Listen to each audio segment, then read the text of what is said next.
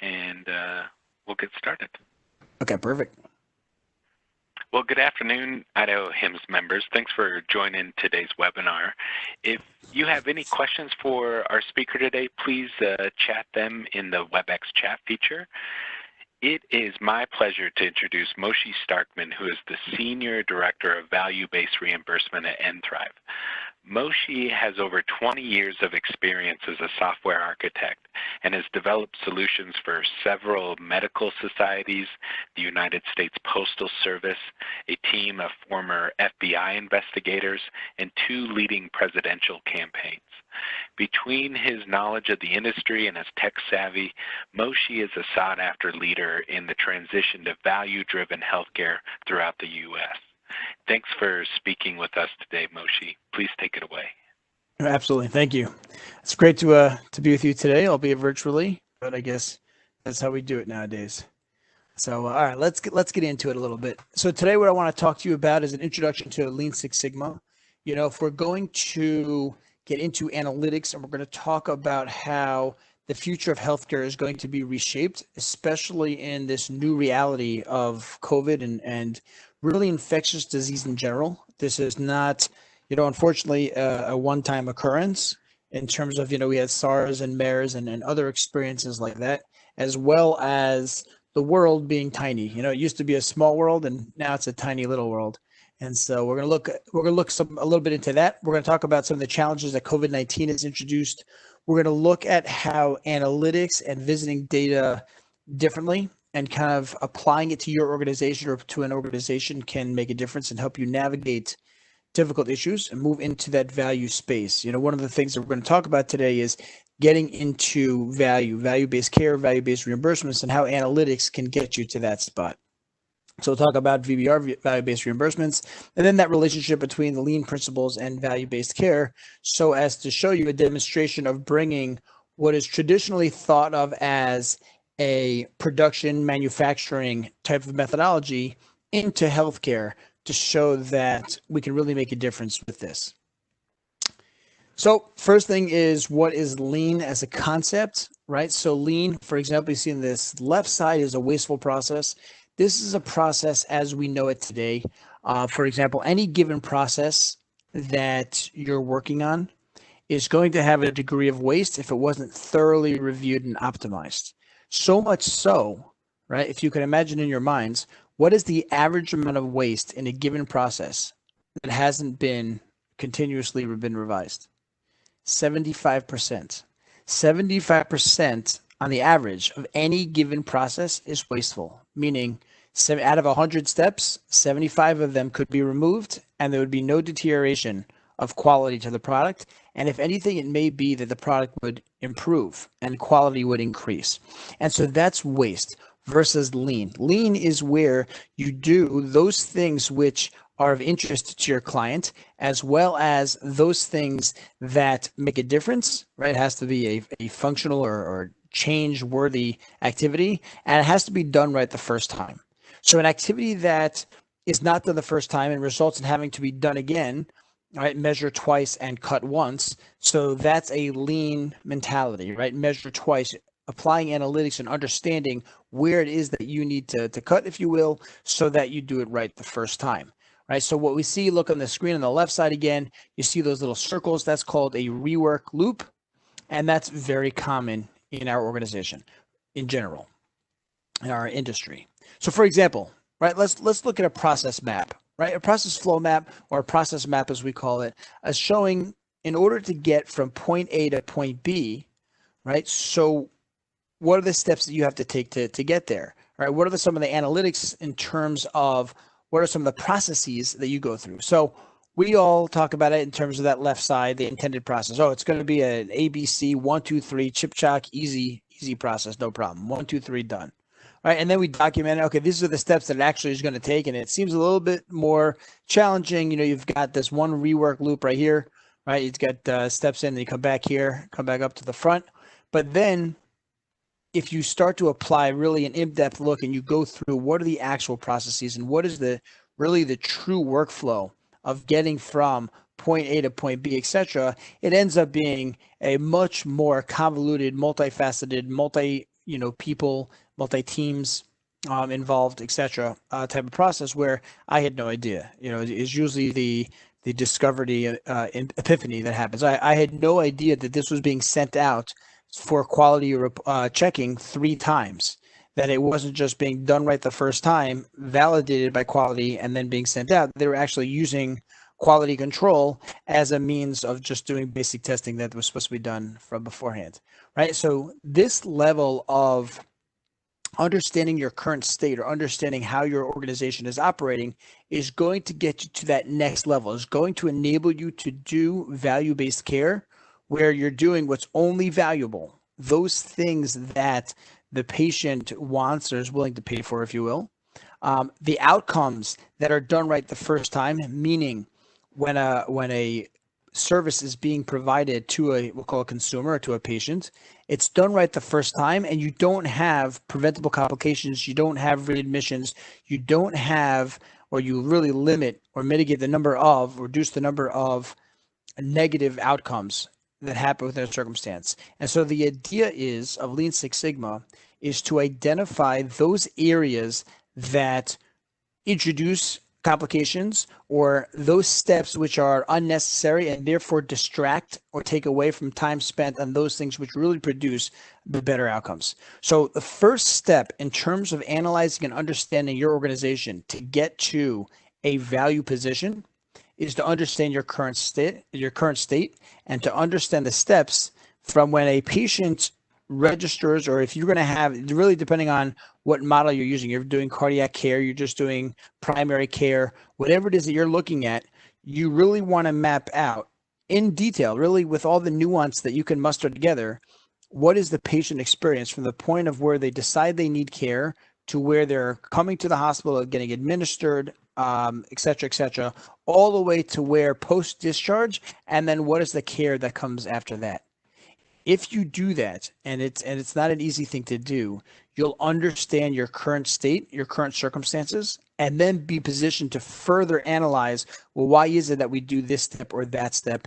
What is it about this step that results in frequent return visits or readmissions into the hospital? And so that's where you start. You start from a current state understanding of what your current processes are. Once you have that, right, you have to have alignment within the organization, effectively an understanding, or you want to communicate to your team or anybody that's going to be involved in the network, from the executives to the providers, what your goals are and why it is that you're doing what you're doing.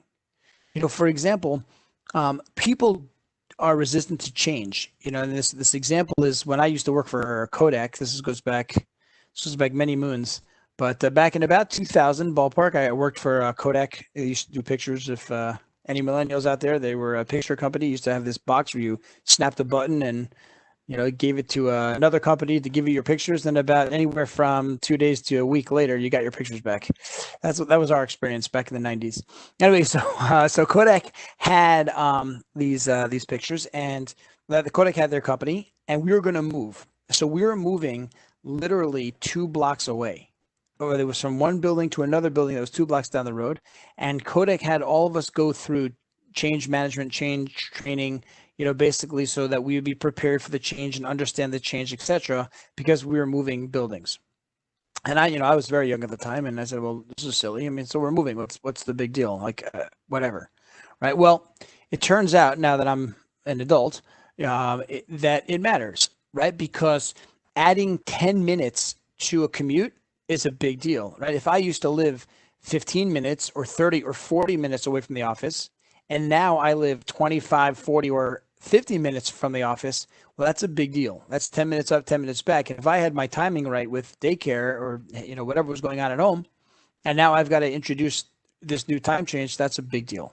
And so the first thing, or really where you get started, once you understand, you've seen your process, you understand that you want to make improvements to your circumstances, your very next step is to get alignment in the organization.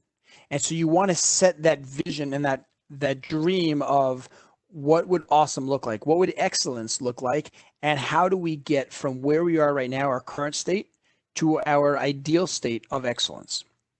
And that's your next step. So looking at the screen, right? What you see here is, for example, your current state. You'll have your order or your service in. We can call that a patient, right? Patient comes in, patient goes out, and all the steps that are involved in working through that patient to get them the care that they need.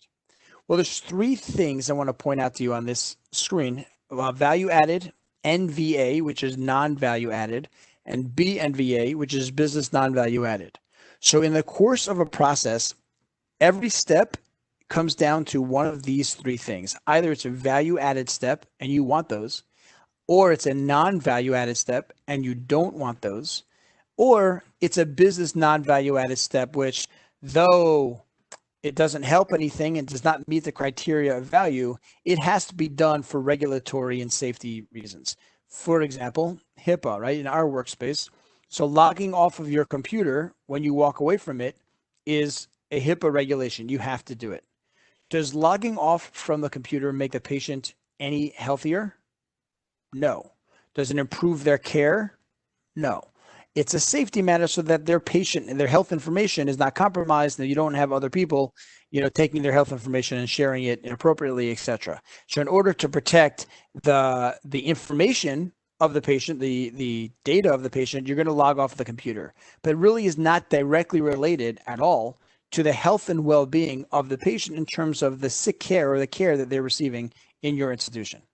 Okay, but you're not going to get rid of that. You're not going to disregard HIPAA. You're not going to stop wearing hard hats at a construction site, even though it doesn't make a difference, because you have a regulatory responsibility to do that. You have a safety requirement to do that. And so because these things are necessary and you're going to do them anyway, we're not going to call them non-value, even though they don't contribute to the success of the outcome, but we are going to consider them business non-value, meaning we have to do them, but we recognize that value in its pure sense are only those things that make a difference.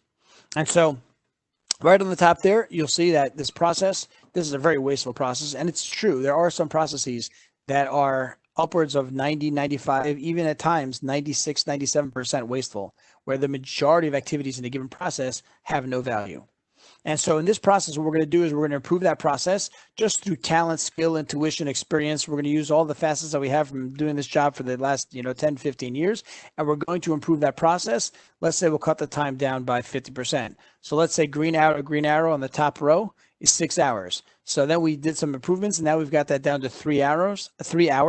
You know what's going to happen if you get a process from 6 hours down to 3 hours? You're going to get recognition, accolades. You're going to get, employee of the year, manager of the year, everything of the year. You took a process from 6 hours and brought it down to 3. You're going to get a lot of recognition as having done a great thing. And it's true, you have done a great thing. But where in understanding or discipline, in this context of today's conversation, analytics, and in specific of Lean Six Sigma, just the idea of how much further can we get? Is 3 hours really the minimum that we can do this process, or can we do it in an hour and a half, which is with that third line?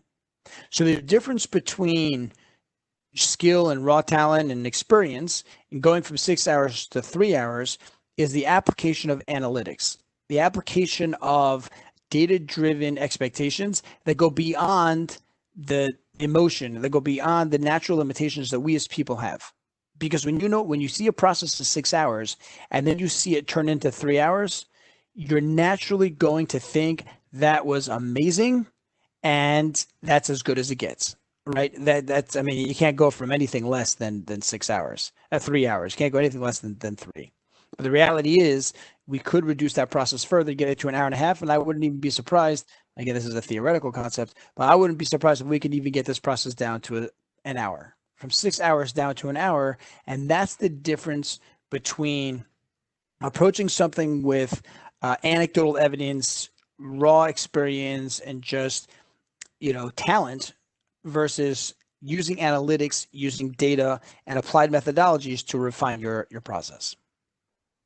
Another means of doing this is what we call a FiveY technique, which is analyzing what's going on, or what are the root causes? That's that key word. What are the root causes of a given process that is causing the rework loops, that is causing, right? That word causing, what is causing some of the issues that are plaguing, what is causing some of the bad outcomes or the poor outcomes that we don't expect to see. So let's look at this example. Why are they, either the customers or the patients, refusing to pay the bill, right?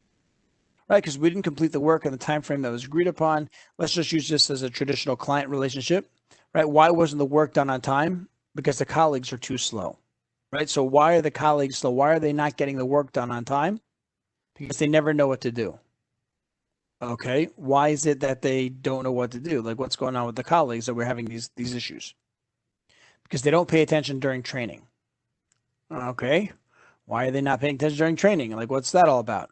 Because they're lazy and irresponsible, right? I mean, how often does this conversation happen when there are performance issues, right? Things are not getting done. Why? Because the people are a bunch of bums, right? I mean, it's very natural. It's just what happens. This type of conversation happens all the time.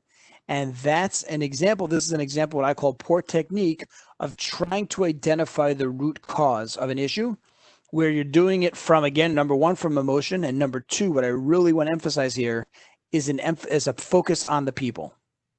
The problem with this technique that was used on the left side is that right away they're blaming, right? We didn't complete the work on time. Why? Because the colleagues are slow. Why are the colleagues slow? Because they don't know what to do. Why do they know what to do? Because they don't pay attention. Why don't they pay attention? Because they're lazy. So much emphasis on how bad the people are.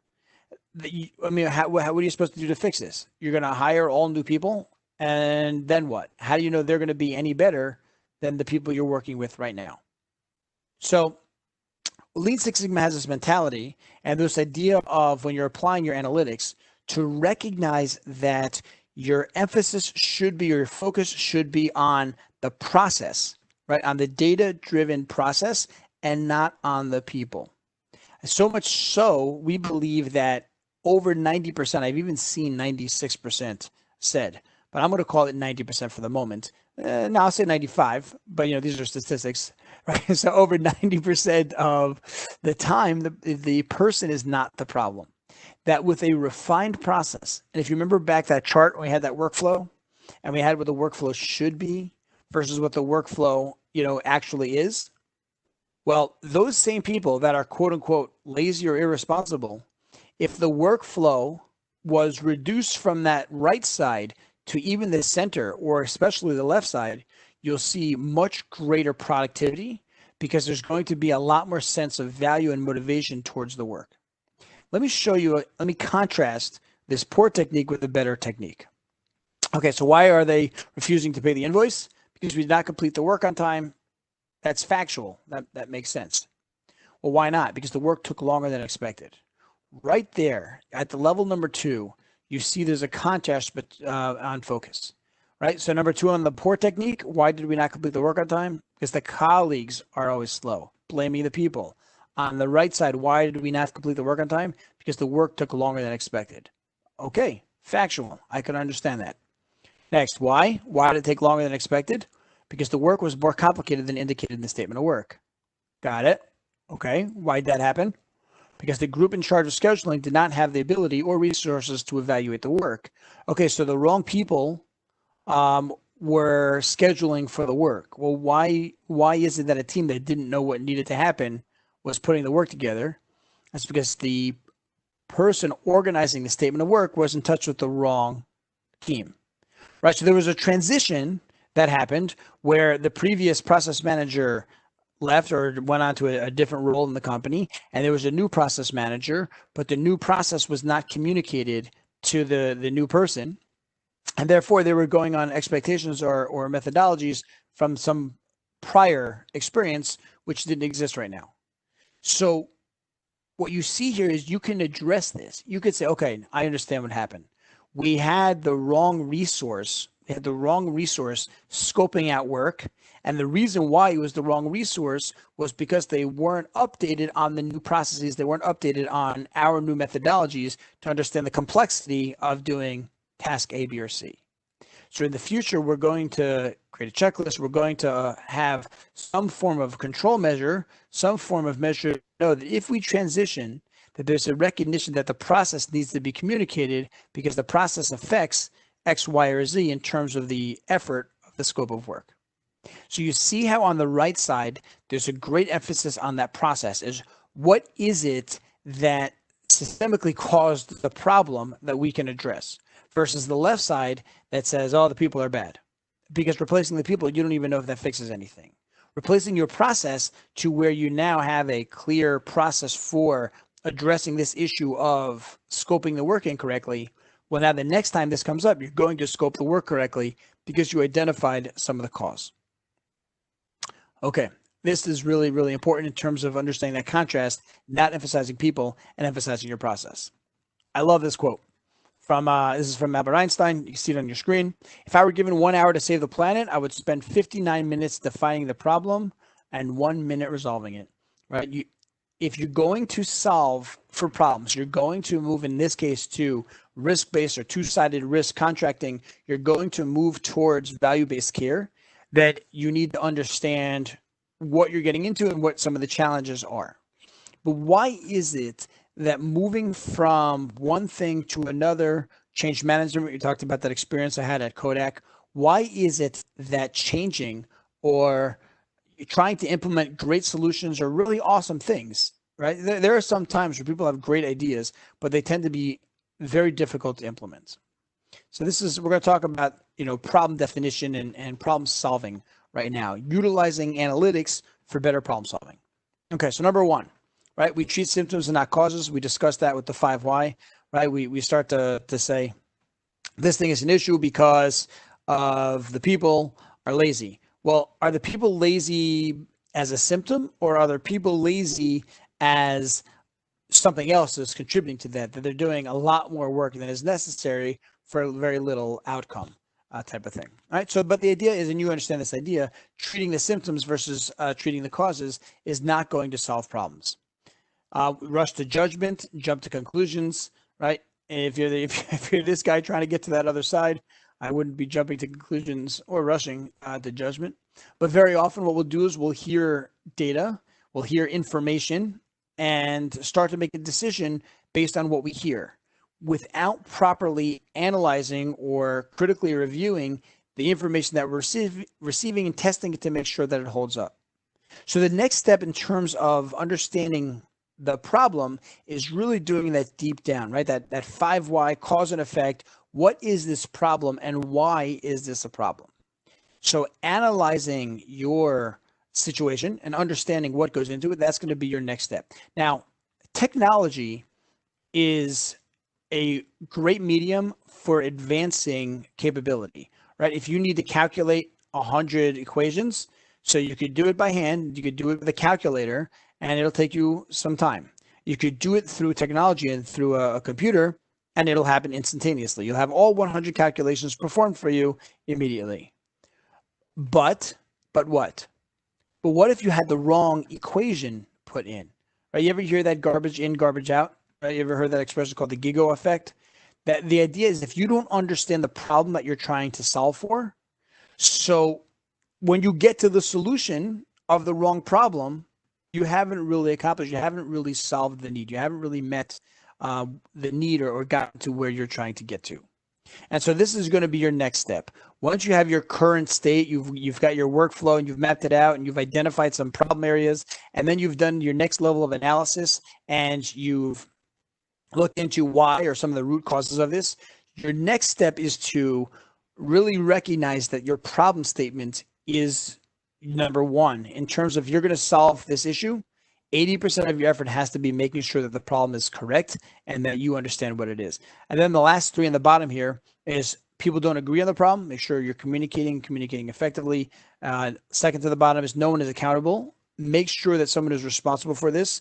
You can't just say, this is the problem, this is what we're going to fix. But, if anyone gets around to it, that's great.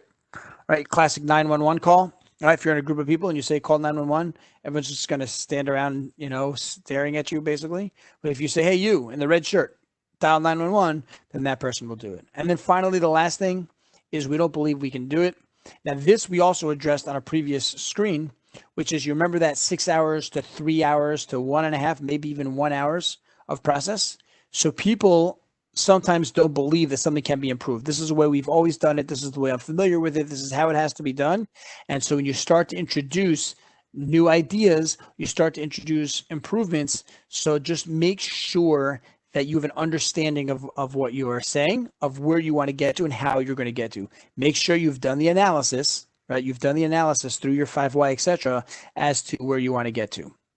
Again, going back to Einstein to kind of bring this point home, is if you can't explain it simply, you don't understand it well enough. If you cannot explain the problem, you cannot communicate this problem to other people, you cannot get alignment on what the issues are, then you don't understand it well enough, and further analysis, you'll have to use more of that 1 hour, more 59 minutes, if you will, of analysis.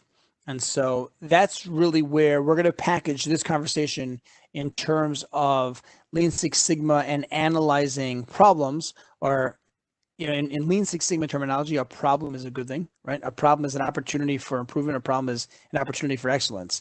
And so if we say this word problem and you're not used to it, just know that in this terminology, when I use it today, that's actually a good thing. A problem is not a good thing inherently, but it gives you an opportunity for greatness. Okay. So now let's turn our attention to COVID-19, right? We talked now about analysis from the perspective of Lean Six Sigma as the methodology of analysis. Certainly I could show you machine learning. We're not going to do that today. Machine learning, artificial intelligence, etc. We're not going to get into that type of analysis today, but certainly that's another form of analytics. But when it comes to COVID-19, the repercussions of not having good analytics, not understanding what is the true cause of a problem, results in the experiences that we had this year, with March, April, June, right? Really March and April in particular, and then we're about to get into it again possibly. But having the entire United States shut down, right, in order to prevent this pandemic, it really seemed very reactionary and really seemed like we were not prepared for this. And I guess rightly so, China didn't give us the information for a number of weeks. And so we were blindsided by it, if you will. And so what we're doing today is not reflective of U.S. healthcare, right? We really didn't know how could we have been prepared. And so the circumstances of today under COVID-19 were really unexpected. Oh, wait, except that in 2005, President Bush at the time said that the number one threat facing the United States is what? A pandemic, right? So you see that? Look on the right side of that picture by C-SPAN, right? We knew this was coming in 2005. They did a post 9/11 risk assessment of the United States. The CIA, FBI, and everybody just wanted to see where is the next threat coming from. Greater than terrorism and greater than war. The biggest threat facing the United States, as identified in 2005, was a pandemic, right? And then in 2015, this was going viral a little while ago. Bill Gates gave a TED Talk that says we're not ready, basically reiterating what President Bush had said 1 decade earlier, that we're not ready for a pandemic. So we knew about this. So to say that we were blindsided or to have to entertain any fantasies that this just occurred and how could we have known, how could we have been prepared? Well, in 2005, it was identified as a threat. In 2015, it was reiterated that we're not ready for it. And then you had SARS and MERS infections, respiratory infections that came to the fore. They didn't really affect the United States as much, which, thank God we're very grateful for. But we knew they were there. We knew it's a tiny world. And despite all this, for whatever reason, we couldn't do what we needed to do to get our healthcare in shape. That's the nature of healthcare today in the United States, being a fee-for-service sick care model, very reactionary, very oriented towards, well, what fire do I need to put out right now? And that's what I'm going to address, despite the fact that we know there's a looming much greater fire. We're not getting to it. The model is not preparing us for a tiny world. Again, I'm not going to say small world. It's not going to prepare us for a tiny world where people travel a lot. Infectious diseases are a great risk, and we have to be prepared to live as normal people, but at the same time have a healthcare model that can account for that. So I just want to give that little plug. It's time to put politics aside. It doesn't matter where you are, left, right, or center. We have to recognize that the U.S. healthcare has to get better. This idea of fee-for-service, transactional healthcare, sick care as we know it, is not working. It's not affordable. I'm going to show you some of that in a little bit. but we've got to get past that. We can do better. We know we can do better, and we're going to get better. It's a process. I'm not faulting anybody that got us to this place today. Where we are today is incredible and impressive. I love all the work and all the genius that went into making the United States stellar and world class in U.S. healthcare. But we're not going to rest on our laurels. We're not going to go from 6 hours to 3 hours and say that's good enough for us. We're going to get us to 1 hour and maybe even less than 1 hour, because that's the American way. We're going to do the best, and we're going to be the best, and we're going to create healthcare that's affordable for everybody and available and accessible to everybody. Okay. So one other thing about COVID, which I want to show you, again, not being prepared, understanding that infectious disease is just part of the reality. But going into this year, COVID coverage was about $33,000. COVID costs for an inpatient COVID patient is $73,000. So you're talking about a $40,000 write-off per COVID patient in the healthcare industry. So what, right? You hear something like this, you say, how did that be? How could it be that we have a situation where to care for somebody is $73,000, and yet the coverage, right, commercially insured, is $33,000? So what is this? This right here, what you see on your screen, is the necessity that is the mother of invention. This is not tenable. You cannot have a $40,000 write-off per patient, and you cannot deny the care, right, to patients. Like I said, I want to have everybody cared for that needs it. And so we need models to recognize that we have to be able to provide more at better cost and better models. So how do we do that? So number one, what does new technology do for us, right? You can't have a conversation about analytics and not incorporate technology as part of that solution. Well, one thing is to utilize technology as a cost reducer, lower cost settings. Now, because of the infectious disease of COVID-19, right, we have telemedicine is increasing, right? I had 2 telemedicine visits this year.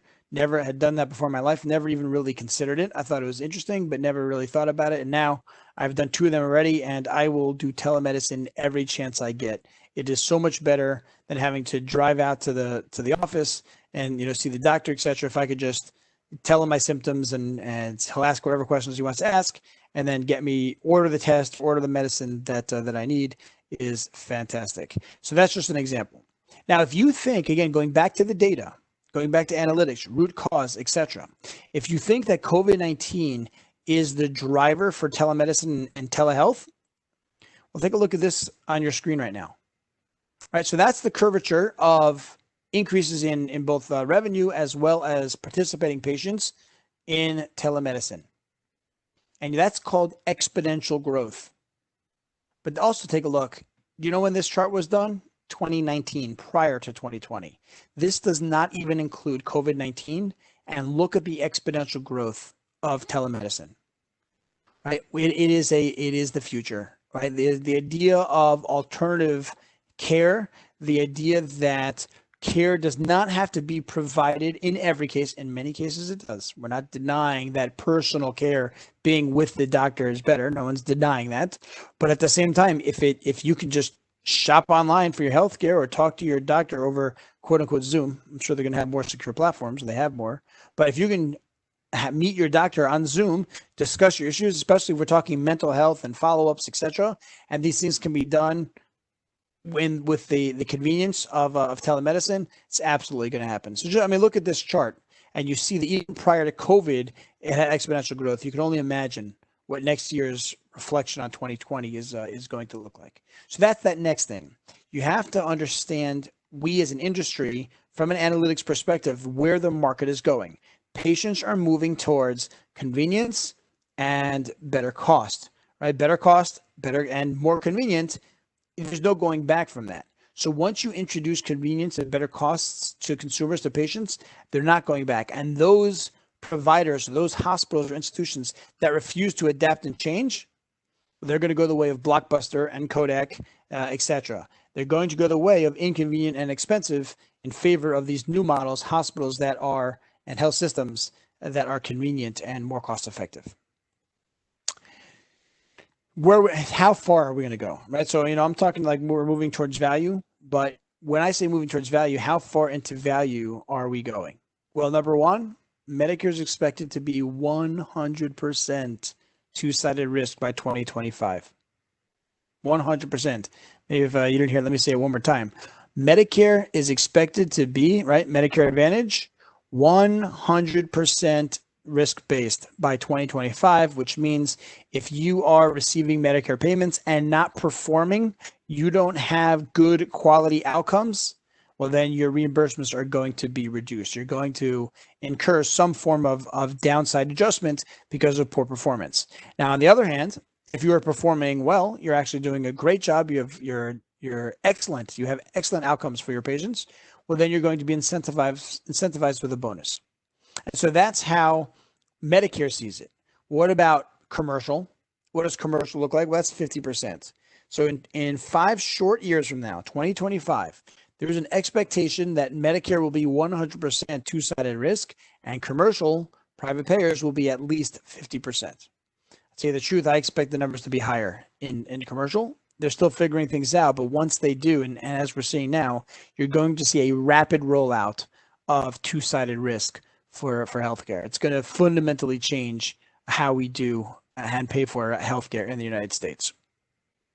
All right, let's do one more exercise together here, where we're going to contrast traditional healthcare versus value-based care, so as to demonstrate what some of the drivers are. This is going to be an analysis of traditional fee-for-service, transactional care, sick care, if you will, versus preventative care or value-based orientation. So number one, traditional care is complicated for consumers.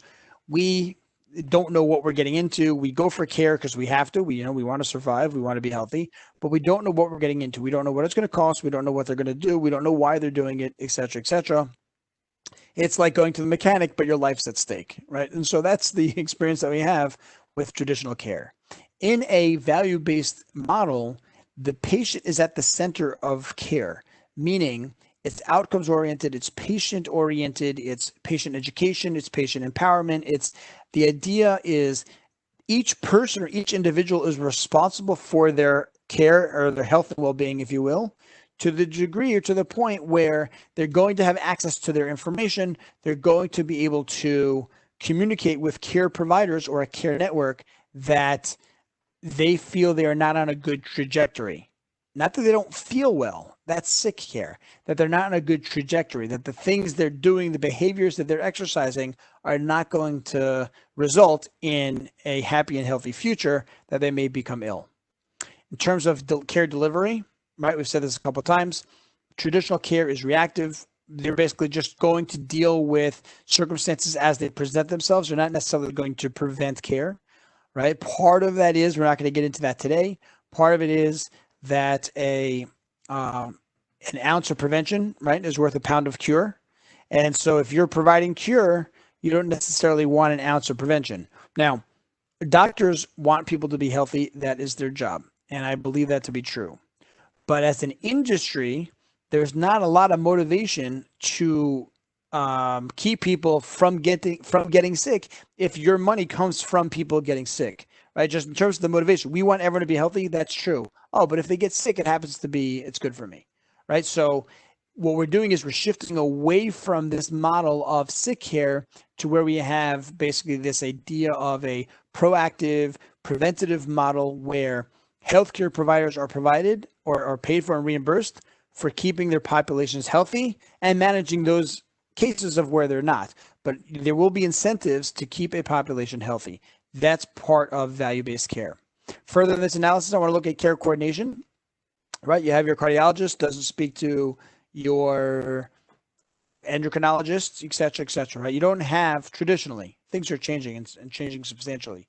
But traditionally, you had one doctor that gave you his diagnosis and treatment, and that ended up causing liver trouble and others. So then you went to another doctor, and then he gave you his regimen, and then that caused respiratory issues, and then you went to another doctor, right? So at the end of the day, you've got a bag of pills and 6 doctors that you're going to see, going for visits regularly. That's traditional healthcare. That's not even a joke what I just said. That's the experience of many, many people. In a value model, what we're going to say is, well, let's coordinate care. Let's talk about what are the opportunities, or what are the care vehicles, or what are the options that we have for care for this given person. Let's speak with the group of people that should be part of this conversation. Let's talk about a neurologist and a cardiologist, etc., just to see it with a patient of this nature. What's the best form of care? Now, you don't need to involve specialists in every patient. I mean, that's not going to save you money. It's going to cost you money. But you can identify and determine models of care that are best suited for a given or predefined individual. And then once that individual is identified as fitting a certain model, then you can provide best practices, best care for that individual. And if they don't fit any models, well, then you'll go to a specialist and they'll identify what that is and possibly create a new model even from that person. Traditionally, data has been siloed, right? I mean, if you lived in Idaho, right, for example, and you went to New York, you're in Los Angeles, right? You went to Salt Lake for vacation and had a medical issue, God forbid, right, in one of those places, it was literally the equivalent of the day you were born. The hospital, the doctors, they knew nothing about you, nothing about your history. They had very little recourse to find out anything about you other than what you told them. So, you told them you were allergic to penicillin, or you told them, et cetera, et cetera. That was really the best that they had. In the future, in a value-based model, your patient profile is going to go with you. You're going to carry it with you so that, if you're in Idaho, no problem. You're in Los Angeles, you're in Miami, wherever it is that you are, Alaska or Hawaii, right? The physicians who are caring for you at the moment will be able to access your patient profile, understand your history, your special needs, et cetera, or specific needs, et cetera, and provide you the best care possible in the most affordable way.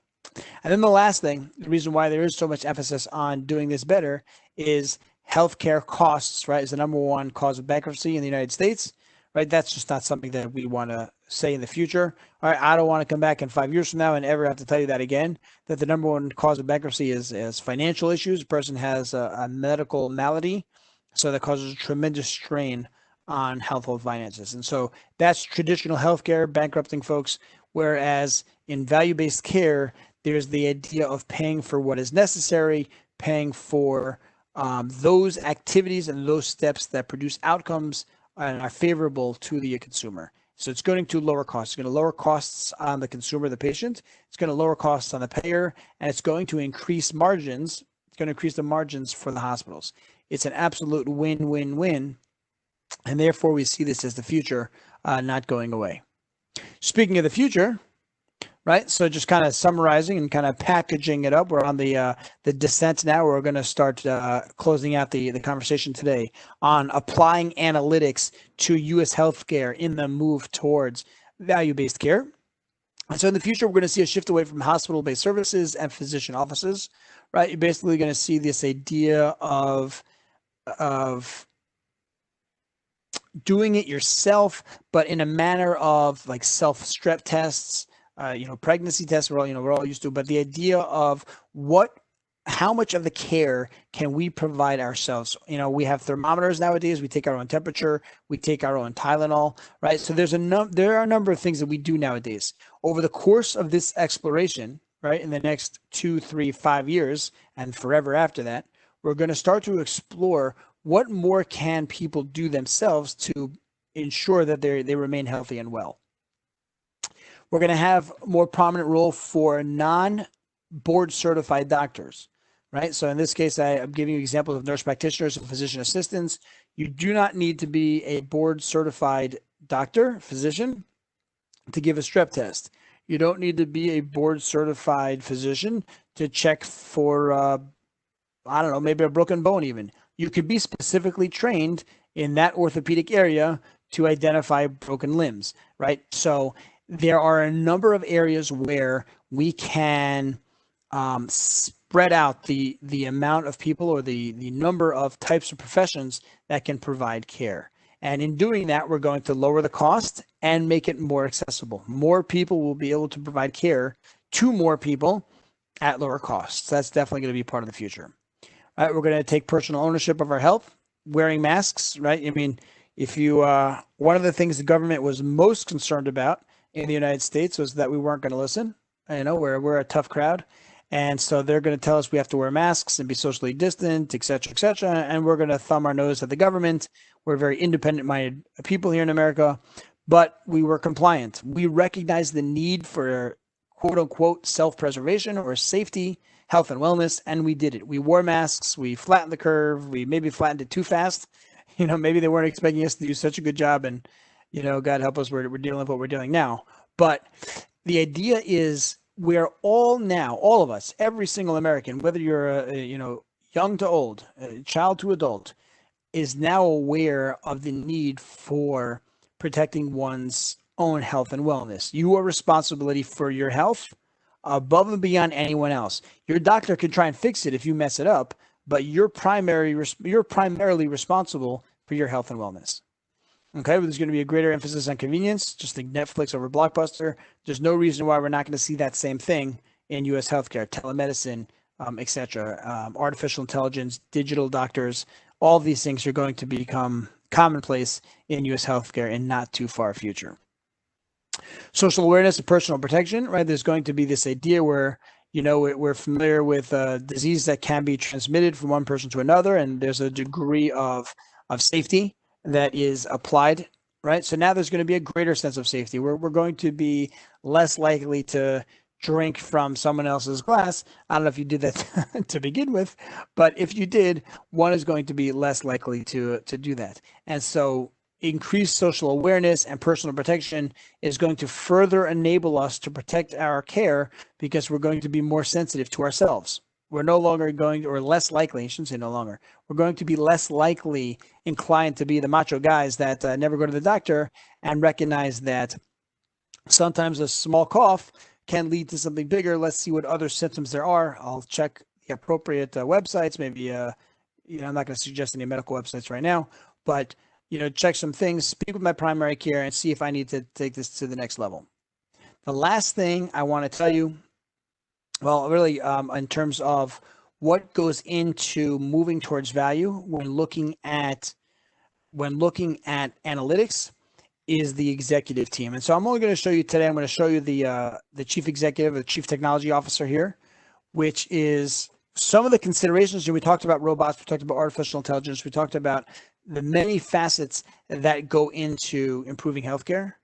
And so if you look at it from the perspective of the chief technology officer, well, he or she has to determine what technologies are appropriate for our organization in order to empower and enable us to get to that next level, right? With new technologies and new data and an expanded role of information, the Internet of Things, if you will.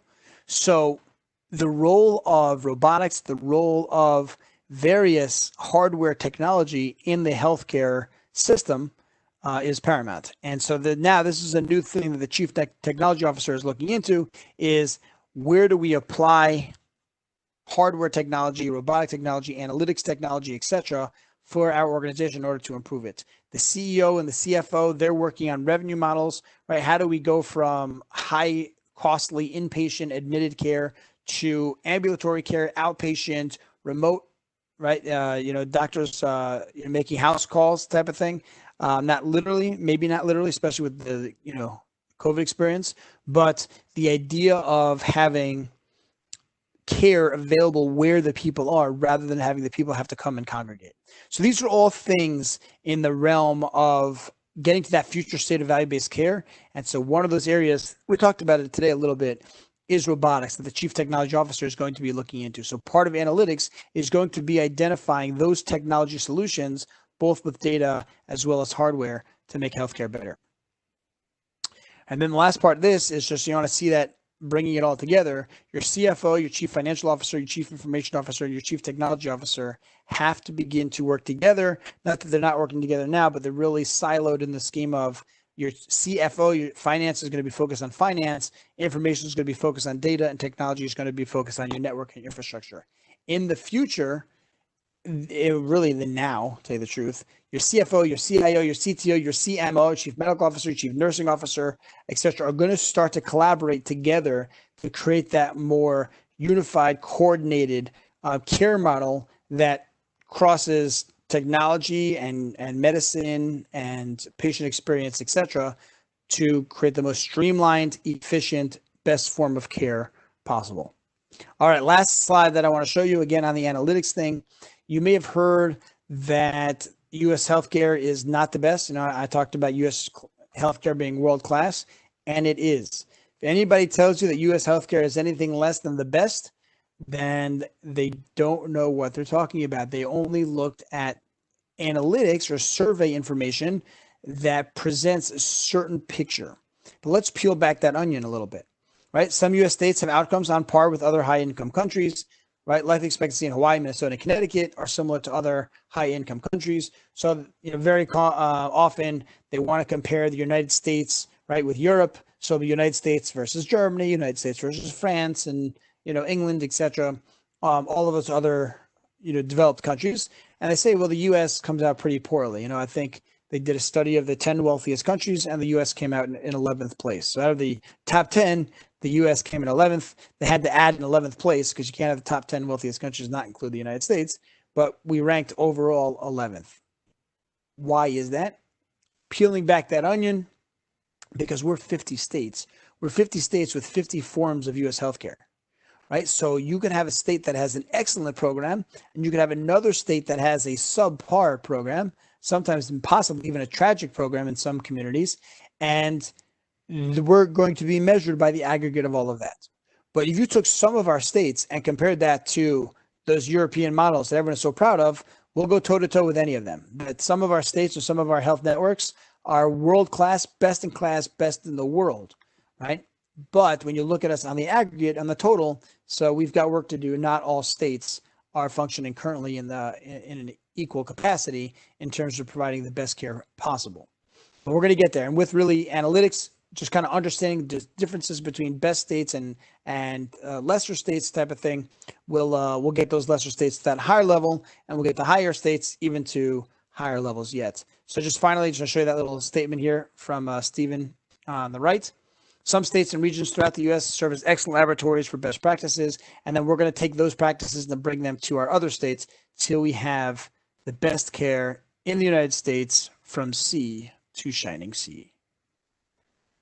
Okay, I'll take any questions if anyone wants to type them in. Otherwise, what we can do is we'll get you my email address, and you are welcome to reach out to me anytime you would like to.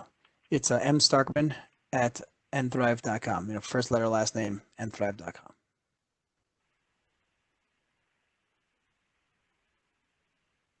Incredible, Moshe. Thank you for the great presentation. You're very welcome.